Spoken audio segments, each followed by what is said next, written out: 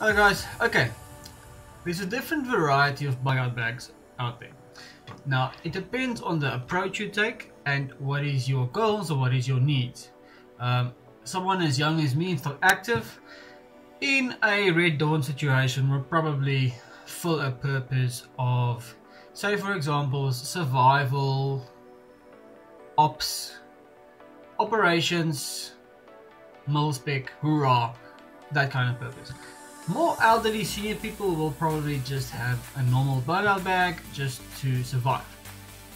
The purpose of my bag, and this is my primary bag, this is the Caneo Pro Gear Phalanx, fills the purpose of should I get to my destination after within the 72 hours bug out, it will serve a purpose as my operations bag. So therefore I got a quality, durable bag that fills the purpose. This is used around the world by guys in the security, in the military, in whatever ops kind of situation. It has a great quality purpose and it has a great name out there. I decided this is going to be my primary bag. Most of my budget and my funding that goes into my bug out bag goes into this. It is as yet not complete. There are a couple of things that I still need to acquire over time, but budget is the main concern for most people out there. Now, most people out there, or my direction I go to, is not into the grey man aspect as for the purpose as this bag fills the operations purpose in a later on situation. A lot of people out there go more with a grey man approach, and I'll get into that a little bit later. But the reason why I got into this and as my main bag is, as I said, for the specific specifications that it offer, and especially a lot of the molly. A lot of bags out there offer molly today. In the modern age, most designs today go into the molly attachments, as therefore there's a lot of modifications you can do to your bag. Most bags or most clientele has a requirement for the molly attachment to it. So this bag, I will get into the different designs, or I'll actually yet get into a review of the bag. I will do that later on. I don't know why I haven't done it. I will do a thorough review of the bags that I have, and I will also leave a description in a link in the description for the bags. But this is my go-to bag. This is my primary bag. Should a situation arise, let's use the Red Dawn scenario, which is thoroughly used around the world. This is my go-to bag. This is the first thing that I grab. A lot of planning, a lot of saving, and a lot of research has gone into this. Now, the average weight of the bag is more or less about 10 kilograms. I'm not sure how many pounds that is. Sorry, we use the metric system in South Africa, and I haven't regretted it one day. Someone that is more, like I say, going to use a bug-out bag for a once, maybe twice scenario, will not spend that much budget and planning into the bags. For them it will only be from A to Z or A to B, safe as quick as possible, as safe and as quick as possible.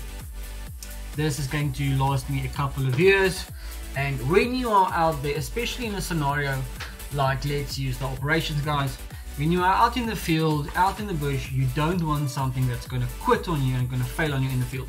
That's why I saved a couple of bucks, not a couple, it's actually over here, because of the rand dollar situation. It's actually quite expensive, but it was definitely worth it. So how can I put this? Let's use a scenario for someone with kids or someone more elderly that will not have the purpose of the most expensive bag or the most quality bag they can get out there. You're probably going to use something a bit cheaper, something just going to last 1 or 2 or 3 days, and that's it. Maybe you can use it afterwards.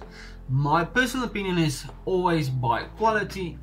Stay away from these Chinese crap imported stuff. It's going to fail on you. I started off with one of those, and even within a year, not even using it, just by packing it and making videos and whatever, or going as using it for training camps or whatever, it tore and it was completely crap. I did 8 months review on this and I haven't actually seen a negative review. There are a couple of things I would actually change on this bag, but it is what it is and I love it. So this is definitely not a grey man approach. So as an example, let's say there's a red dawn situation, you go into a convoy out and you get into a roadblock, or even not in that situation, even if you just want to get out of dangerous area into a safe area by yourself and you get pulled over by security forces, law enforcement, and you completely are in your body armor, you're in your camos, you have a military style bag, it's going to arise a couple of questions and concerns from their part. So this is not the grey man approach, this is literally the tactical aspect approach. If you want to go more into the grey man area, I'm going to show you quickly what I have for that. This bag is an old hiking bag. This is the old Born Free make. I don't know if Born Free actually still exists or out there. Interesting story about this bag. This little bag, I think it's a 40 liters in total, is 26 years old. I got this bag when I was 9 years old and we went hiking in Namibia. We did the No Clift Nature Reserve hiking trail, 120 k's, 8 days. I was 9 years old. Hoorah! One of my most precious achievements in my life ever. And before my dad actually passed away, he bought us all a nice bag for that trip. And ever since then, I've actually kept this bag. Not only did it actually last, but it still has some sentimental value to it. But this is still a normal hiking bag. It's actually a one-day pack, and I keep this in my vehicle should I go away for the weekend or I go long distances and I don't need my big bug-out bag. It's not in that scenario yet. I keep this with me. This will probably be the bag that I stack in my vehicle in for a situation where you need to evacuate. This will be on top. You can use different kinds of excuses. I know a lot of my friends, they go with the grey man approach, but this will also fill a purpose as a get home bag. It's not as yet as well rigged as the big bug-out bag. This is only food, shelter, water, survival. This is only that. So should I, for instance, be a little bit away from home, luckily I work close to the office, I work close to town, I stay close to everything. I work close to the office, really. I stay close to the office, I stay close to town. I'm in my work aspect, I don't actually need to go and travel for a distance. So I'm always close to home, more or less. So this will, I don't need to have that big high-tech get-home bag. This is just normal, as plain bug-out bag as you can get, but it also fills a purpose. Should I, for instance, have an extra person in my vehicle, should I pick up an extra person, there is a spare bag for that. As at the current situation, single, don't have children, not that I know of. So this is just basically a spare, but this is also a lot lighter, as the weight of this is about maybe 3 to 4 kilograms, as my primary rider bag is about 10 kgs, depending especially how much food you pack and how much water you have in it. But I will get into that in a thoroughly more throughout category when I do the bug-out bag videos. This is about 3 to 4 kgs, which is nice about this one is it's light and you can actually run with this. I've actually had it out in the field close by and I went jogging with it a little bit. So this is in a situation where I need something and I need to get my ass to safety as quick as possible, I grab this. Not the heavier bag, that's in a different scenario, different situation. If I'm in a quick situation and I need to get out now and I need to run for my ass, I grab this. So they are basically, and this, a lot of these hiking bags is a bit cheaper than the tactical military bags, but you do get quality and expensive hiking bags out there as well.